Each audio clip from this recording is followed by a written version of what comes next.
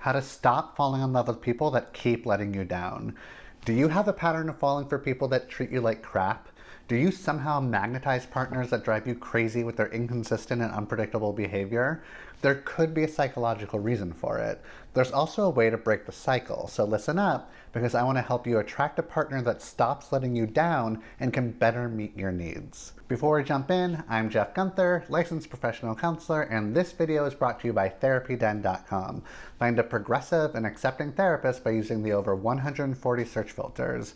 If you enjoy these videos, a free way to support this channel is to like and subscribe. Okay, first off, you don't deserve to be treated poorly. And this video isn't about blaming you. It's meant to create insight into why you might be stuck in a pattern of dating people that don't meet your needs and to empower you to seek out better matches. If you're constantly finding yourself in relationships with people that ignore you, send you mixed messages, are mean to you, string you along, or just don't appreciate and love you for all that you are, there's most likely a reason for that. I want to help you identify the reason, understand why it's happening, and then help you start the healing process so that you can find yourself in healthier relationships. I also want to say that you're probably feeling pretty exhausted. Repeatedly finding yourself in partnerships with people that don't treat you well can be incredibly depressing. And I'm sure you're trying your very hardest to pick people that are good matches for you, so why this continues to happen might be mind-boggling. Hopefully I can help shed some light on this situation for you. Okay, let's figure this out together. I'm going to go over 3 common reasons you could be ending up in relationships with people that treat you poorly. Reason number 1. Psychologically, we're attracted to the drama. Stay with me here because I know you actually can't stand the drama. So it's not that you're consciously chasing the drama, it's that your psyche is subconsciously magnetizing it. A relationship with someone who sometimes meets your needs and other times lets you down creates a certain amount of tension. Will they show up for you or will they disappoint you? Who knows? But it definitely keeps you on pins and needles. And when you get what you want from the relationship, it creates a dopamine effect, which feels fantastic. Every time you're let down, there's inevitably a high that eventually follows. That dramatic roller coaster ride is addictive. When the relationship eventually crashes and burns, you're left with a drama-filled hole in your heart that can only be filled up again by yet another dramatic relationship. And this is how the cycle continues. So what can you do about it? First off, take some time off when a dramatic relationship ends and don't dive back into another relationship right away. Grieve the relationship, and maybe all the others before it, and really feel your emotions. You might be sad and bummed for a while. Don't avoid feeling those feelings by jumping into another partnership. Also, when you start dating again, take it slow. Really feel the person out instead of diving in head first. Ask yourself if there is a feeling of familiarity. If there is, see that as a yellow flag. Oftentimes there is a familiar spark you'll feel at the start of a dramatic relationship. If you're aware enough, you can spot the drama and end the connection before you get too attached. And if you start seeing someone that's good on paper but lacks the spark, try sticking with them for a bit longer because you may not first be attracted to a stable person. The goal is to be really deliberate about who you want to attract and end things sooner rather than later if the drama starts to pop up. Reason number 2, your belief systems need some adjusting. One of the biggest problems about being in a relationship with people that keep letting you down is that it shapes your core belief systems about what to expect. If we expect to be let down, it's most likely going to happen. We tolerate it longer, we're bracing for a letdown, we scan for reasons it will fail, and we have no idea how a relationship operates in any other way. If you believe you'll be let down, what's happening is that energetically, you're going to attract a partner who believes they'll always let you down. It's like 2 puzzle pieces coming together. It's the perfect match. It allows both of you to continue feeling like you can predict what's going to happen, even if that means you'll be frustrated and let down in the end. There's just something about our psyche that wants to know things will be predictable, even if that means we're not going to be happy. The way to fix this problem is start changing your core belief systems, which I know doesn't sound like an easy task, but you can do it. The belief system you have right now started with one tiny little thought. That's how all belief systems start, with one thought that turns into a repetitive thought that turns into a belief system that you keep reinforcing for a while, which then becomes a core belief system.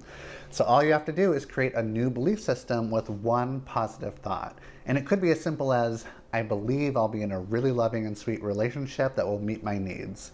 After you come up with the thought, it's your job to do everything you can to reinforce it as much as you possibly can. Journal about it, talk to your friends about it, find more examples of people in your real life that have healthy relationships and hang out with them, and stop reinforcing the belief that you're going to be let down again. When you find yourself thinking negative thoughts, gently stop yourself, let those thoughts go, and pivot onto more positive thinking. Once you start getting enthusiastic about meeting someone who's going to be a better match for you, the more likely you'll find that person. Reason number 3, an important family member has let you down. Okay, so if you keep experiencing relationships that let you down, chances are high that someone in your family has been doing this ever since you were a child. Most likely it's a parent or caregiver, but it could also be a sibling, grandparent, uncle, or aunt. Really, anyone that's had a big impact on you while growing up. We first learn about intimacy from our family members. Whether they're aware of it or not, they create a blueprint for what a loving relationship is like. And what we do is we take that blueprint and carry it with us as we become adults and start having romantic relationships. Instead of healing the relationship with our family member, we subconsciously try to heal the relationship in new romantic partnerships by looking for partners that are similar to the people that let us down so that we can try to work through the trauma and get the love and attention we so badly craved as kids. Usually this doesn't work because the relationship that needs to be healed is with your family member, not with your new crush. So how can you start addressing this issue? Well, as a therapist, I'm going to encourage you to find a counselor to work through this because it can be pretty complicated. But essentially what needs to happen is that the anger, sadness, and resentment with your family member needs to be worked through and let go. Sometimes this can happen if you go directly to the family member and have a heart-to-heart about how you felt let down. If that person can take accountability for what they did, give you some context about why it happened, and genuinely apologize, a lot of healing can take place. If that's not possible, you can try to do your own work to understand how that family member may have been deeply flawed, and their inability to love you in a healthy way had absolutely nothing to do with you. Oftentimes when we're kids, we start believing that it's our fault we aren't being loved in a healthy way. It's not your fault, and if you can understand that at a deep level, you can feel more whole, and you'll be more able to attract other people that are also whole. Healing a relationship with a family member that didn't love you well can be a lifelong process. Forgiveness can get you there, but sometimes it's not possible to forgive someone who hurt you badly. For me personally, I practice mindfulness around the issue. Multiple family members were big letdowns for me, and that's something I need to keep in mind when I have intimate relationships. I'll regularly check in with myself when I get upset with my partner and ask, am I mad at my partner, or am I feeling triggered about something a family member has done to me in the past? This has allowed me to keep most of my trauma in the past so that I don't keep re-traumatizing myself in new relationships. You don't have to keep finding yourself in bad relationships. You can change the pattern. It just takes awareness, deliberate intent, honesty, and patience. If you want to learn more about healing old wounds, let me know in the comment section.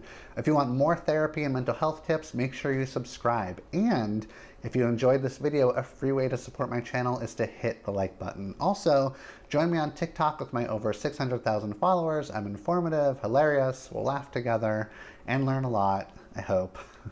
I'll see you next time.